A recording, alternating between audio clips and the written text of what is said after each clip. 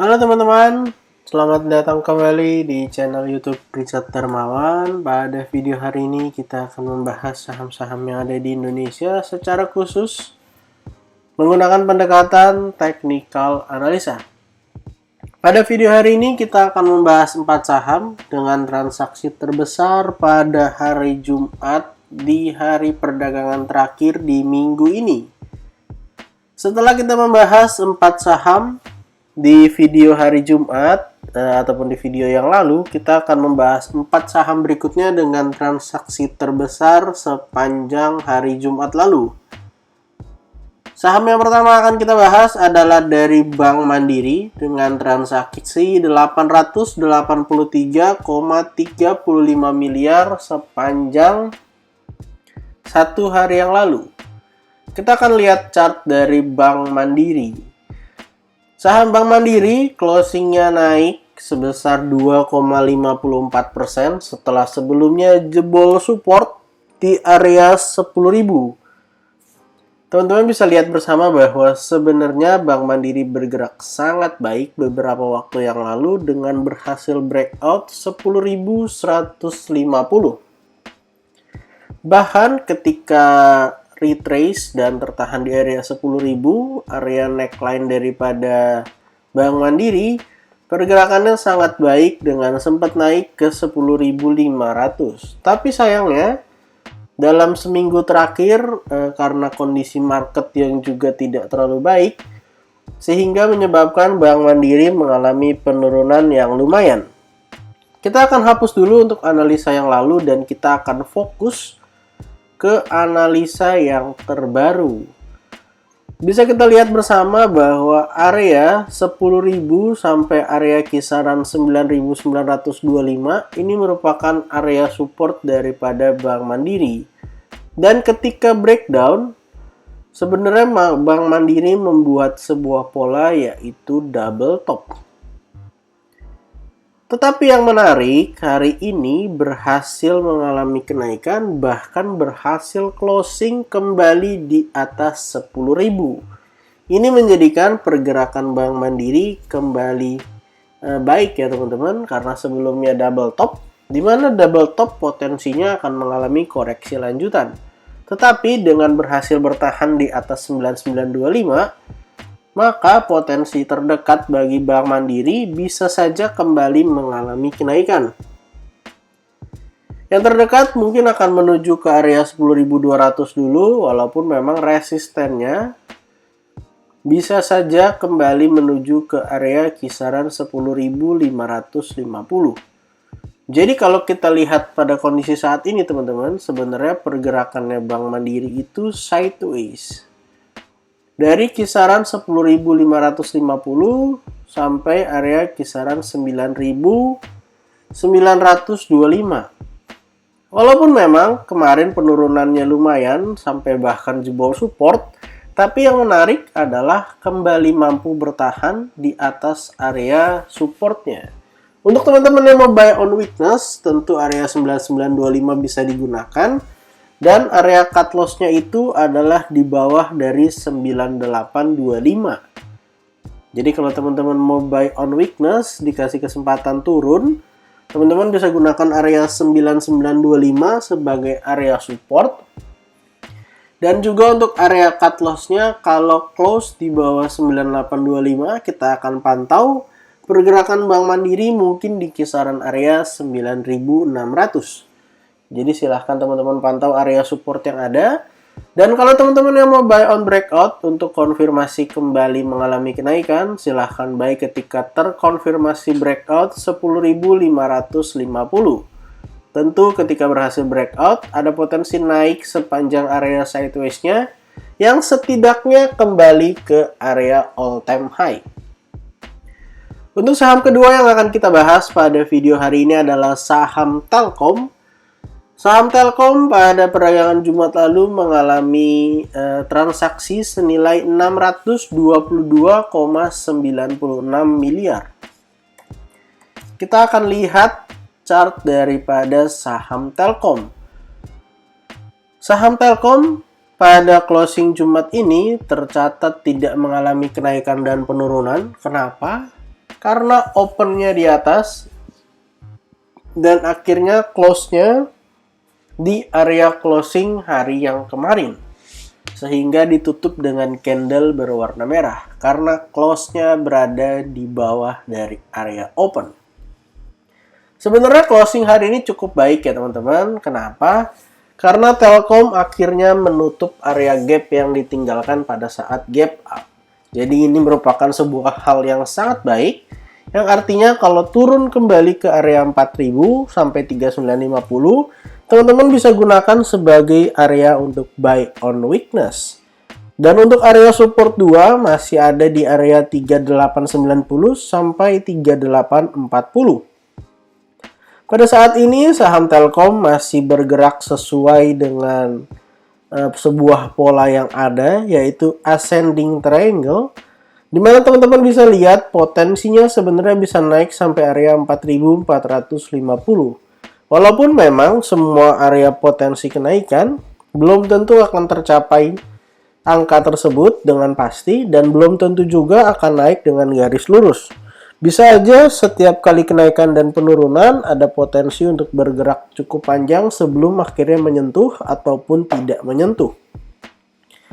Jadi teman-teman yang mau buy on weakness boleh pantau area 4000-3950 untuk buy on weakness dengan target mungkin bisa kembali ke area 4450, area yang memang sebelumnya sempat disentuh dan bahkan sempat mengalami kenaikan yang lumayan menuju ke area 4700-an sebelum memang koreksi yang cukup dalam. Jadi silakan teman-teman perhatikan untuk area support dan resisten daripada saham Telkom. Untuk saham ketiga yang akan kita bahas pada video hari ini adalah saham Bank BNI. Saham Bank BNI ditransaksikan 536,5 miliar sepanjang satu hari di hari Jumat. Kita akan lihat chart daripada Bank BNI. Saham Bank BNI hari Jumat lalu ditutup plus 0,84%. Sempat mencetak area high di kisaran 9.150, tapi sayangnya kembali gagal closing di atas area 9.025. Seperti yang teman-teman lihat bahwa 9.025 adalah area neckline daripada double top yang tercipta beberapa waktu yang lalu pada saat Bank BNI mengalami koreksi. Sempat ada peluang ya, teman-teman bisa lihat juga sempat ada peluang beberapa waktu yang lalu. Di sini tepatnya di tanggal 9 Maret sempat breakout dan close-nya di 9150. Tapi sayangnya setelah mengalami kenaikan yang cukup signifikan, ternyata koreksiannya juga lumayan dalam. Sehingga akhirnya kembali lagi ke area supportnya di kisaran 8.875 sampai kisaran area 8.750. Untuk area resisten, teman-teman bisa gunakan 9.025. Kalau berhasil breakout, tentu ada potensi kembali ke area 9.200. Area resisten yang sempat tersentuh walaupun akhirnya close-nya masih di bawah. Supportnya masih sama teman-teman, 8875 sampai 8750. Dan untuk area penurunan daripada double top-nya juga masih sama. Berpotensi turun kembali ke kisaran area baik itu 8500 ataupun 8425. Untuk saham berikutnya yang akan kita bahas pada video hari ini, saham terakhir yang akan kita bahas adalah UNTR. UNTR ditransaksikan sebesar 436,89 miliar sepanjang satu hari. Kita akan lihat chart dari saham UNTR. Saham UNTR tercatat pada closing Jumat ini mengalami kenaikan yang sangat besar, 5,66% dengan closing di area 28.450. Beberapa waktu yang lalu bahkan saham UNTR sempat gap up kencang naik ke atas dan belum nutup gap. Di mana area gapnya sebenarnya ada di area 25.150. Tanpa kita pusingkan area gap, sebenarnya dengan berhasilnya saham UNTR break dari area 28.050, maka ini membuat UNTR membuat sebuah pola, yaitu double bottom.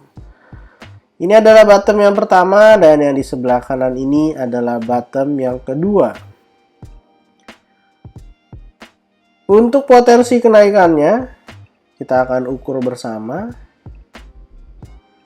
Bisa mengalami kenaikan lanjutan, sepertinya kembali ke area 30 ribuan.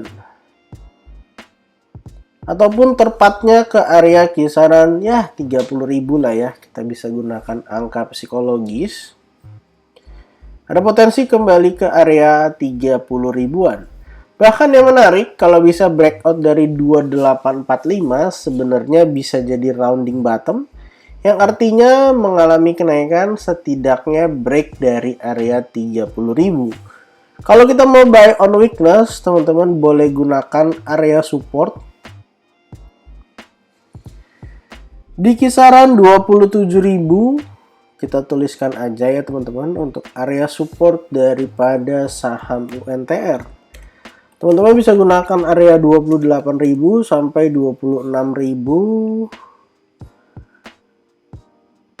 Kisaran 27.650.